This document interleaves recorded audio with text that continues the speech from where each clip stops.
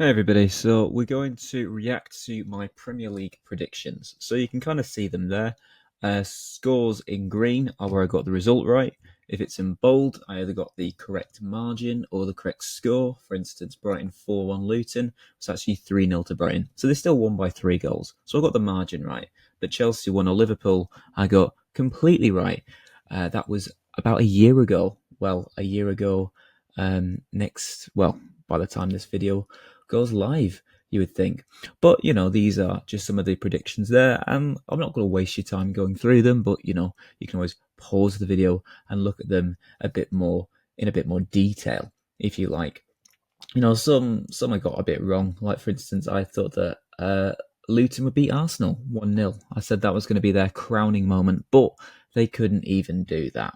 But it was a bit of a thriller, 4-3. So, they took some beating, Luton did, by Arsenal. And I think anyone will agree that even though I've never really liked Arsenal that much, I remember growing up not really liking Arsenal, but I couldn't help but feel that they were hard done by not winning the league. But that's a story for another time. But this team that I've not really liked that much growing up, I I was actually gutted for them.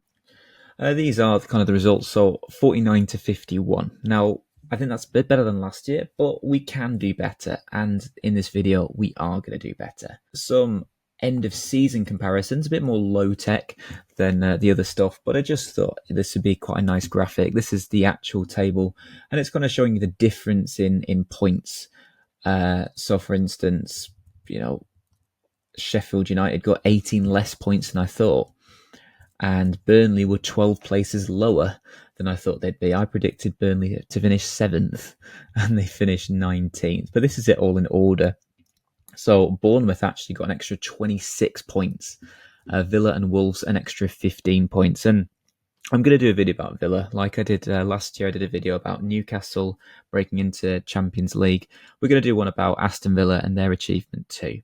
In terms of places, I actually got Chelsea, West Ham and Fulham completely right. I said 6th, 9th and 14th. And what do you know? They finished 6th, 9th and 14th. But as I say, my worst 3 predictions were Burnley, Villa and Bournemouth. Burnley especially, 12 places off there. Maybe some kind of forfeit needs to be done for that. What we're going to do, though, in this video is we're going to look towards the future.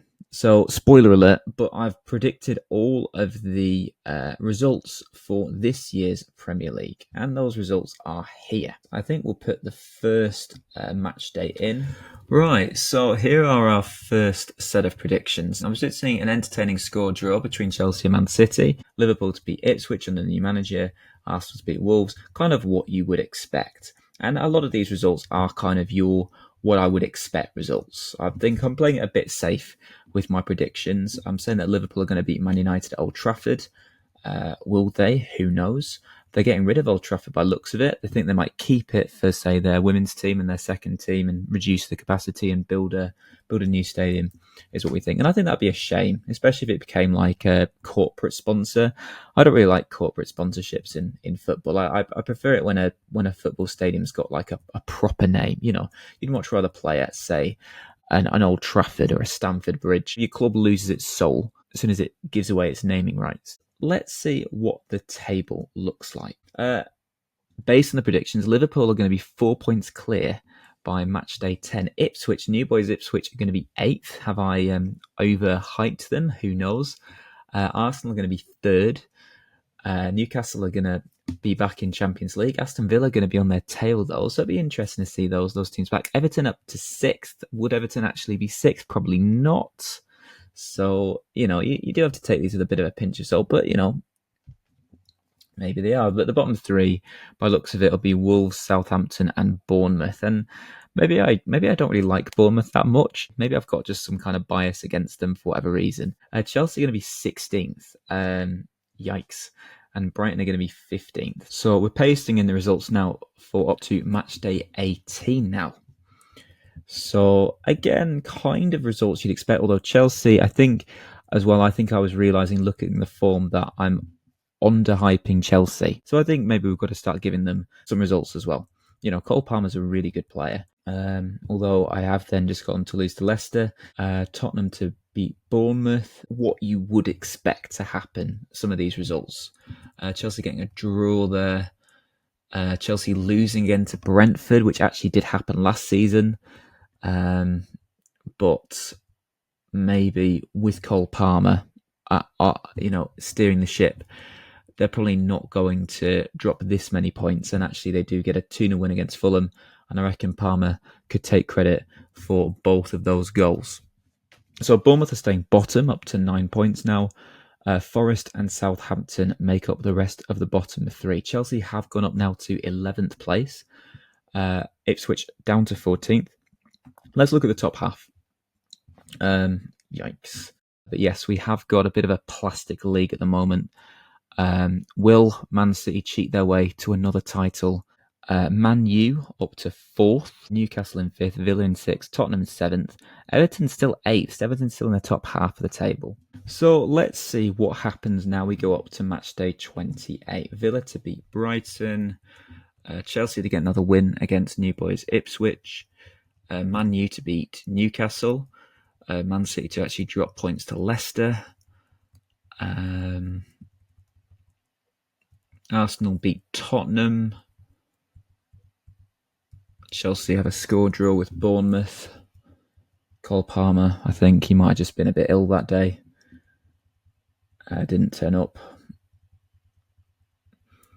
Bournemouth drawing a lot of games as well, as we can see. Enjoy drawing. We could call them Drawmouth instead.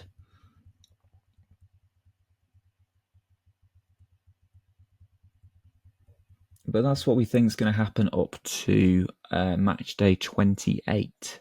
So, starting with the bottom half of the table, we are still got the same bottom three of Bournemouth, Southampton and Nottingham Forest. Wolves are 5 points clear of safety. I think Chelsea have moved to the top half of the table. I'm not seeing them there. But kind of around about the same in the bottom half. But let's have a look at the top half and see. So, Arsenal are now leading by a point.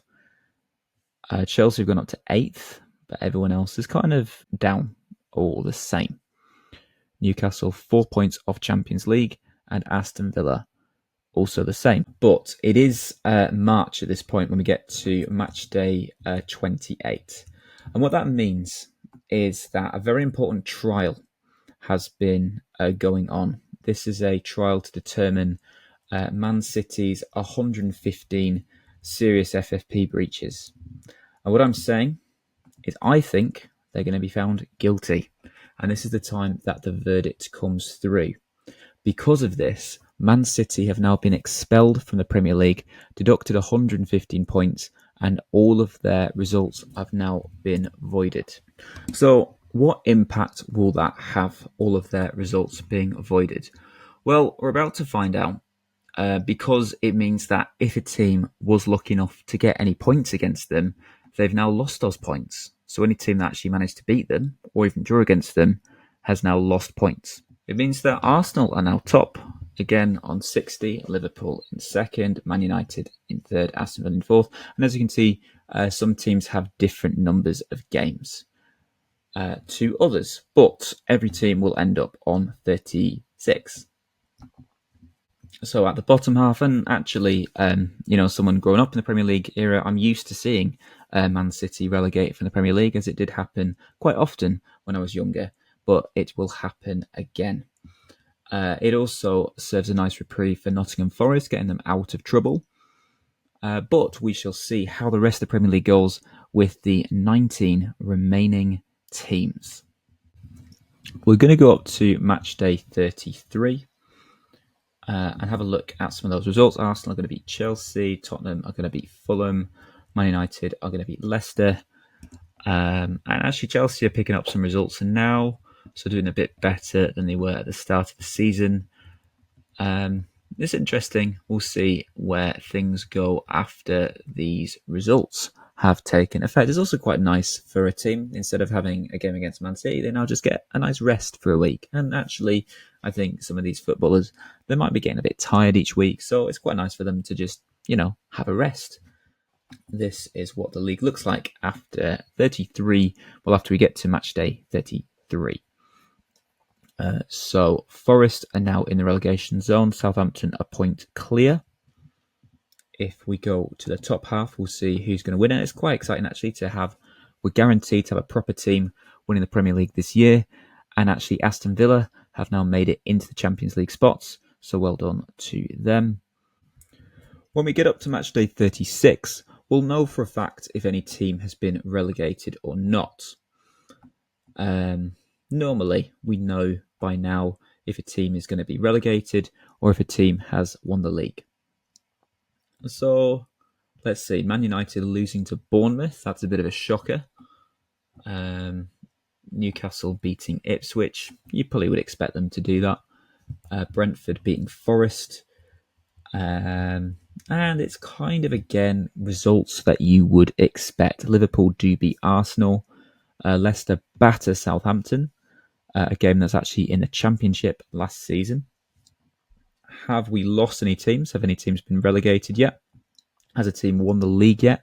Arsenal are 4 points ahead of Liverpool. Newcastle go into the Champions League spots and are 5 points ahead of Aston Villa. Nothing is guaranteed yet, however. In the bottom half of the table, it's still all to play for between Forest, Bournemouth, and Southampton. Wolves not completely out of the woods, I don't think. In fact, we've got a thing that will actually show us where each team can actually finish. Because every team's going to be a couple of games down, it's not going to know for a fact. So it's not going to be as accurate as it normally is. So let's see how match day 37 goes. Have we got any shockers? Arsenal do beat Newcastle to solidify their lead. In fact, they might have won the title by now because there's only one more game to go, so only 3 more points available. So maybe they are actually going to do it finally this year after a few years of trying and being, as has been proven by the courts, cheated out of that title. Let's think. Each team can gain 3 more points. So actually, Bournemouth, Forest, and Southampton will go into the last day, but West Ham are safe. But annoyingly, it's not going to tell us for a fact if teams have been relegated or champions. Arsenal are definitely the champions. They've actually won it quite convincingly, although 81 points is actually quite a low points tally for champions. I think when Leicester won it, they won it on, say, 84. So if Arsenal win their last game, then they'll also be on that. Newcastle are guaranteed Champions League. So this is going to be the top 4 going into final day. So Newcastle are back in Champions League, as is Man United and Liverpool. Villa and Tottenham will be fighting over that guaranteed Europa League place. Looks like Chelsea are in the Conference League again, unless, say, an outsider wins the FA Cup.